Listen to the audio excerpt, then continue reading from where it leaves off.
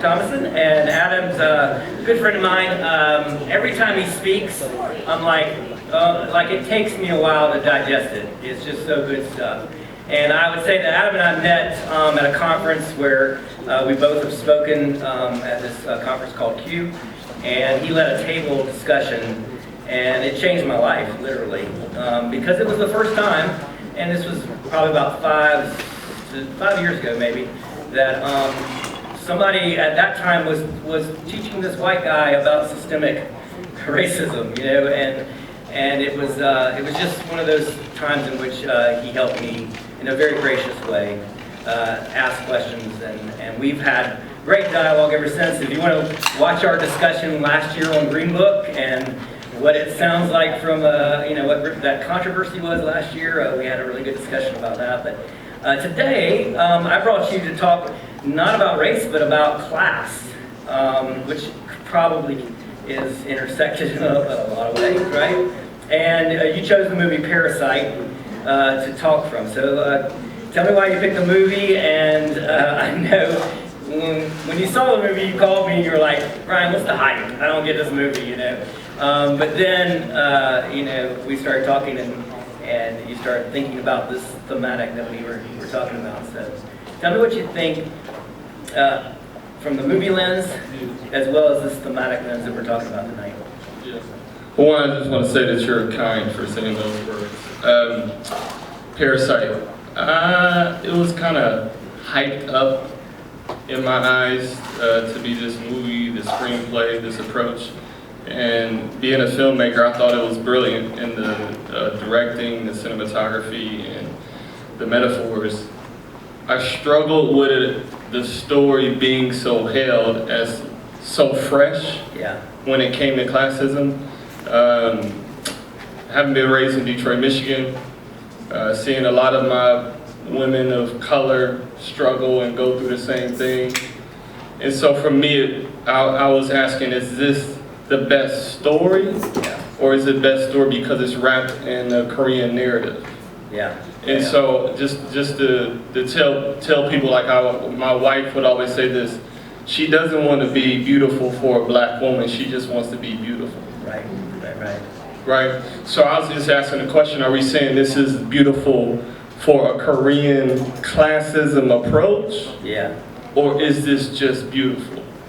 Right? So that was kind of my struggle with the movie, is if you put that in, let's just say white folks struggling with classism and black folks struggling with classism, if you put that same movie on the screen, I don't think it gets awards. Interesting. So to restate what you're saying, that is, from your perspective, a movie that's about, and if you haven't seen Parasite, I would highly recommend seeing it. It's a movie about this family who kind of takes over as the servants of the keepers, the literal keepers of this rich family, and ultimately they've swindled them into being all of their servants and knocking out the other servants who were there before, and kind of clinging to them as parasites.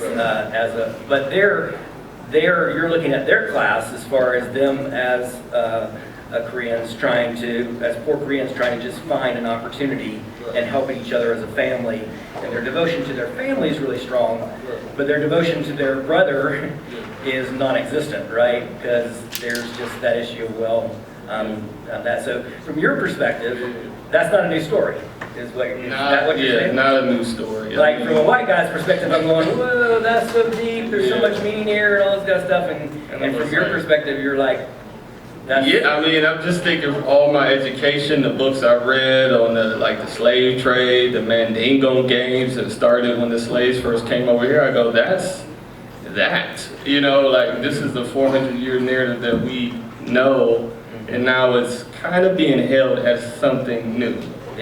Right? So that was just, I always struggle when people use imperative words of never before, first time. Right? And I'm thinking, let's look at the history books. You know, like when you used to say, show me the receipts. You know? So it's good. So you've gotten your catharsis out about how you didn't think Parasite was that great, but tell me why you think this thematic is important to this time? Why do you think God wants us to wrestle with this from a class and culture perspective right now? Yeah, so, you know me, I struggle with taking the voice of God. I know you're not doing that, but I would be hesitant to say I believe within God is one to wrestle with it. But I will say this, we can take these insights away from parasite. How badly do you want said thing?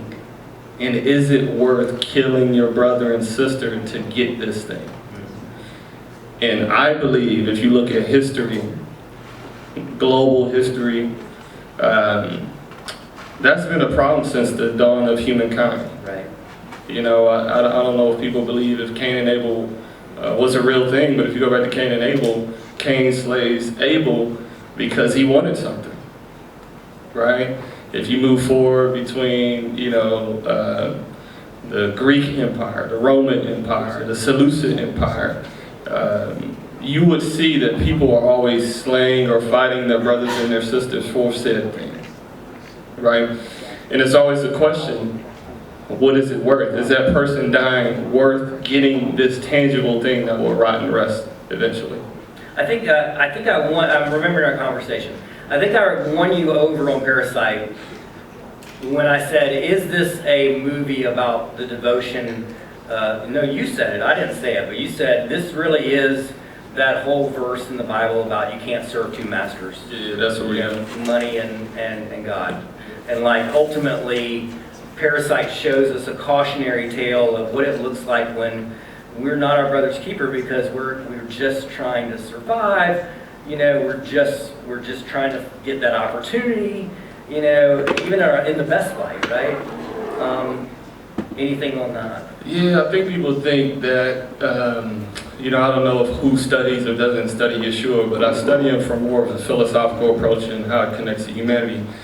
And if you look at his phrase, you cannot serve two masters, God and money, I believe God, the Yeshua was putting out there was about service, kindness, thinking of the other person, using my fortune, fame to bless others. What he's saying with mammon is people will be manipulative, they'll use certain words, certain languages.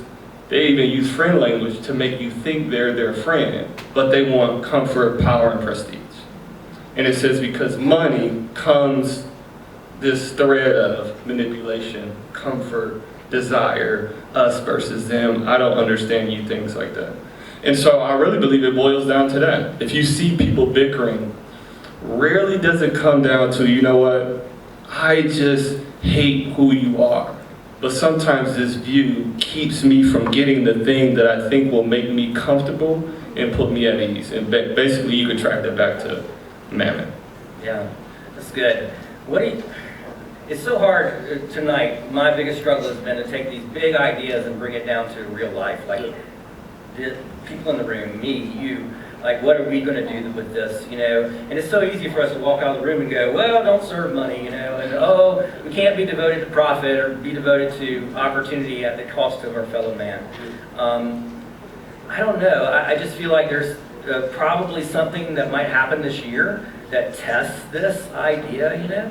I don't know what it could be. I don't know how it could play out, even beyond the election, you know, as far as that's concerned. But is there anything that you see in society where you go, you know, I see it. This is where it's playing out. I'm putting you on the spot. Do you see that at all? Yeah, I think people saw it, and I think it's still playing itself out. So 2016 was a big year to remind people that we weren't a post-racial